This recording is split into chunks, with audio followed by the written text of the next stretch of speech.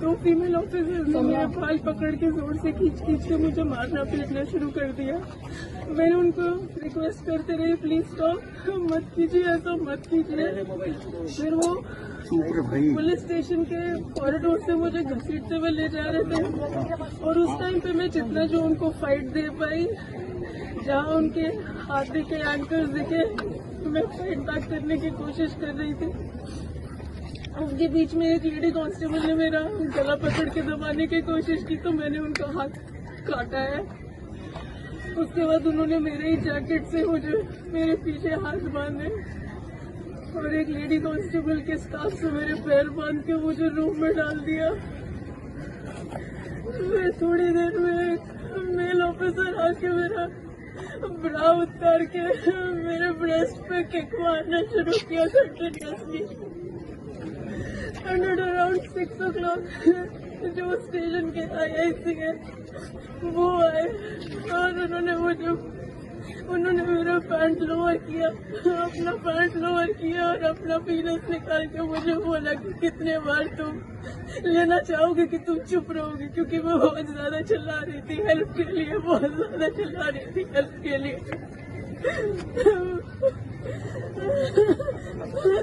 Please please please.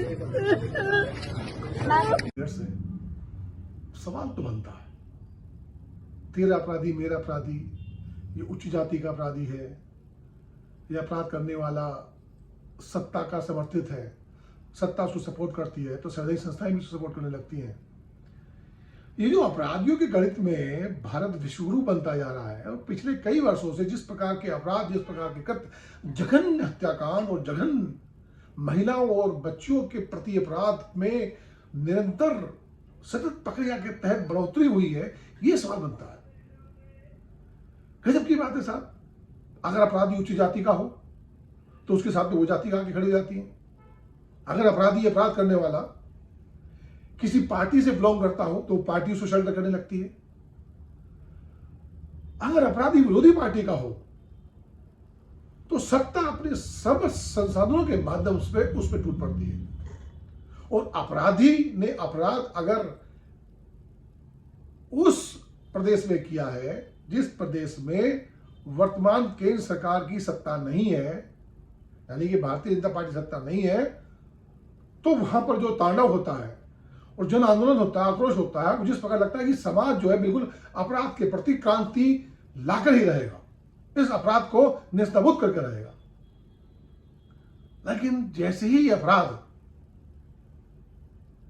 उन प्रदेशों में होता है जहां भारतीय जनता पार्टी की सरकारें हैं, वहां पे सब चुप लगा जाते हैं, न मीडिया बोलती है, न जन आंदोलन होता है, कुचल दिया जाता है, समाप्त कर दिया जाता है आंदोलनों को। ऐसे कई उदाहरण हैं। मैं यूं ही नहीं कह रहा कि मैं एक पार्टी विशेष के बारे में बोल रहा हूं, मैं इसलिए कह रहा हूं कि ये निरंतर हुआ। उन्नाव हो, हाथरस हो, मुजफ्फरनगर में 7 साल की बच्ची के साथ बलात्कार हो, मेरठ में 2 साल की बच्ची के साथ बलात्कार हो, मार दिया गया हो, बाराबंकी में एक नाबालिग बच्ची के साथ बलात्कार हो, हत्या हो, हापुड़ में घर से उठाकर बच्ची के साथ बलात्कार किया जा रहा हो, शोर मचाती उसको मार दिया जाता हो। एक बहन अपने भाई के साथ जा रही है, छेड़खानी हो रही है उसके साथ में, जो विरोध करती है, उस विरोध में वो लड़की दम तोड़ देती है। ये घटनाएं कहां हुई है? ये सब घटनाएं उत्तर प्रदेश में हुई है, जिसको हम उत्तर प्रदेश कहते हैं, रामराज कहते हैं। क्या ये जो रामराज है, क्या यही रामराज है? क्या इसी रामराज की कल्पना हमने करी थी? यहां जो अपराध हो रहे हैं इस पे कोई सवाल क्यों नहीं बनता? उत्तराखंड में एक नर्स के साथ बलात्कार होता है, हत्या हो जाती है, कहीं चर्चा हुई? कोई खास आंदोलन हुआ? कोई आंदोलन नहीं हुआ। मध्य प्रदेश में सड़क पर सरेआम एक महिला के साथ रेप किया जाता है, उसको पुलिस डिफेंड करती है, सफाई पेश करती है। भोपाल में कुछ आर्मी ऑफिसर्स अपनी फ्रेंड के साथ जा रहे होते हैं, रात में उनको घेर कर कुछ लोगों की पिटाई की जाती है और उस महिला के साथ बलात्कार किया जाता है, सामूहिक बलात्कार होता है। मध्य प्रदेश में बीजेपी सरकार है, उत्तर प्रदेश में बीजेपी सरकार है, तो यहां तो आंदोलन नहीं हुआ। क्या यहाँ के लोगों ने अपराध स्वीकार कर लिया है? ये मान लिया है कि ये सरकार हमारी है, जो भी करे जैसे भी करे उसको छूट है राम के नाम पर? क्या ये राम का नाम बदनाम नहीं कर रहे? क्या इससे देश की छवि, प्रदेश की छवि बहुत अच्छी होती जा रही है? लेकिन हाँ, जहां ये अपराध, और ये अपराध जो है बंगाल में होता है, कोलकाता में होता है, एक डॉक्टर के साथ जघन्य अपराध होता है, बलात्कार होता है, उसकी हत्या होती है, तो वह जन आंदोलन खड़ा हो जाता है। तो हमको लगता है कि बंगाल के लोग जो है अधिक जागरूक हैं, वो सड़कों पर आते हैं, मुख्यमंत्री को उनसे वार्ता करनी पड़ती है, सुप्रीम कोर्ट को संज्ञान लेना पड़ता है, और केंद्र सरकार उसमें पूरी अग्रणी भूमिका निभाती है। सारी सार्वजनिक संस्थाएं उस अपराध को खोलने में लग जाती है। हालांकि सीबीआई जांच के आदेश हो जाते हैं, उसके बावजूद भी आंदोलन चलने लगता है। लेकिन यही आंदोलन इन प्रदेशों में क्यों नहीं चलता? उड़ीसा, अभी हाल ही में उड़ीसा, एक महिला अधिवक्ता जो एक रिटायर्ड ब्रिगेडियर की बेटी थी, आर्मी के एक कैप्टन की, आर्मी के कैप्टन की, ऑन ड्यूटी कैप्टन की मंगेतर है,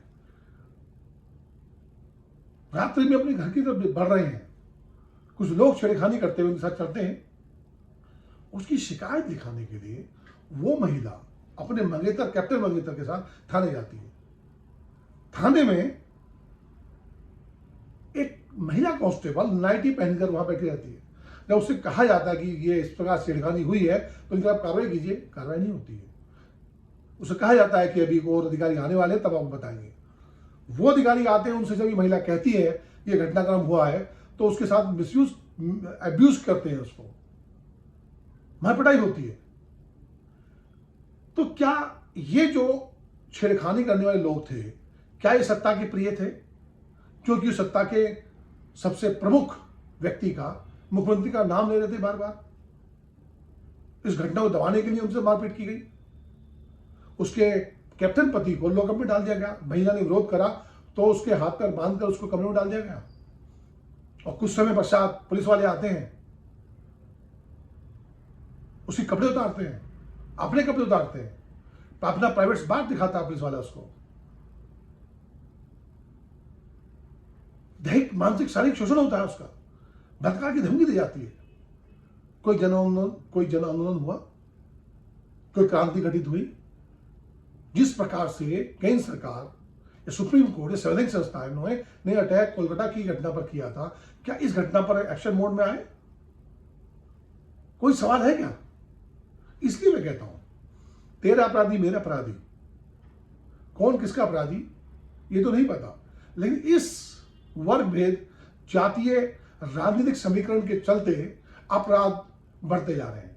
सरकार किसी की भी हो, कांग्रेस की हो, बीजेपी की हो, किसी भी दल की हो, अपराध तो अपराध है।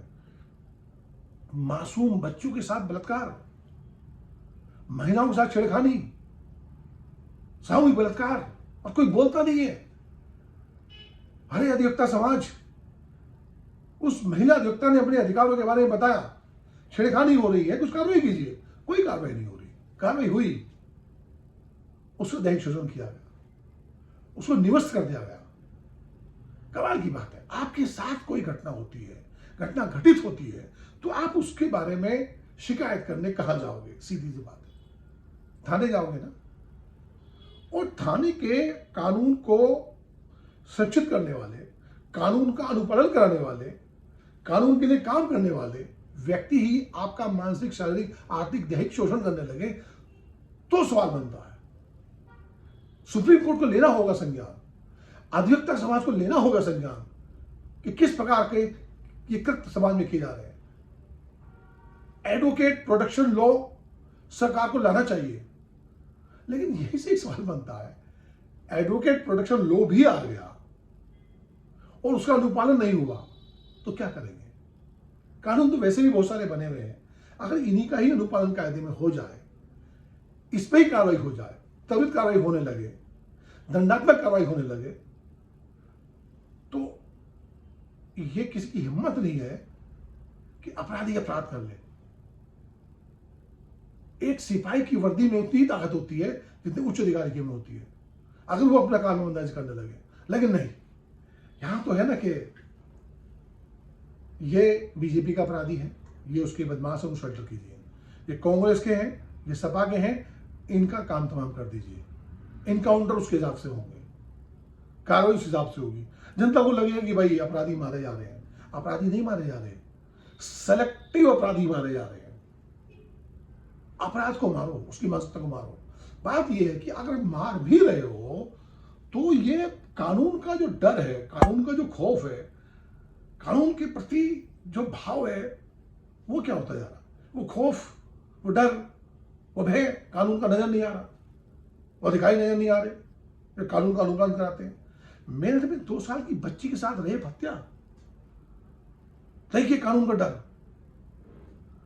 मैं ये नहीं कह रहा कि अपराध रुक सकते हैं, एकदम से रुक जाएंगे, लेकिन कानून अगर अपनी क्षमता के अनुसार काम करे तो हिम्मत नहीं है कि इस प्रकार का कृत्य हो सके। बहन बेटियां सुरक्षित नहीं है समाज में। सबसे ज्यादा अपराध उत्तर प्रदेश के अंदर हो रहे हैं, सबसे ज्यादा महिलाओं के प्रति अपराध उत्तर प्रदेश के अंदर हो रहे हैं, और हम यहां हिंदू मुस्लिम के गणित में उलझ के तालियां बजा रहे हैं। छवि देश की बन रही है, विश्वगुरु बन रहा है भारत। आपको लगता है ऐसे विश्वगुरु बनता है भारत, या विश्वगुरु बन जाएगा भारत? यह बन गया है। शिक्षा पे आप बोलेंगे नहीं, बेरोजगारी पे आप बोलेंगे नहीं, स्वास्थ्य पे आप बोलेंगे नहीं, आपका पैसा ले जाके लोग भाग कर रहे हैं, बैंक डिफॉल्टर होते जा रहे हैं, आप उस पर नहीं बोल रहे। लेकिन आपके जो समाज में जो अत्याचार हो रहे हैं, आपके सामने हो रहे हैं, आप उसको नजरअंदाज करके निकल जाते हैं। मेरे से भी एक और घटना होती है। अवैध संबंधों के चक्कर में एक बहन अपनी बहन का गला घोंट के सरेआम सरेरा दिन दहाड़े उसको मार डालता है। लोग तमाशा देखते रहते हैं, उसकी वीडियो बनाते हैं। उज्जैन में दिन दहाड़े बलात्कार होता है, वीडियो बनाई जाती है। हम नहीं बोलेंगे, कौन बोलेगा? नहीं बोलोगे तो अगला नंबर तो किसी का भी हो सकता है, आपके आसपास भी हो सकता है। और यही सवाल बनेगा। सवाल बनता है कि नहीं बनता है? सवाल तो बनता है। नमस्कार, मैं राम कुमार शर्मा एडवोकेट।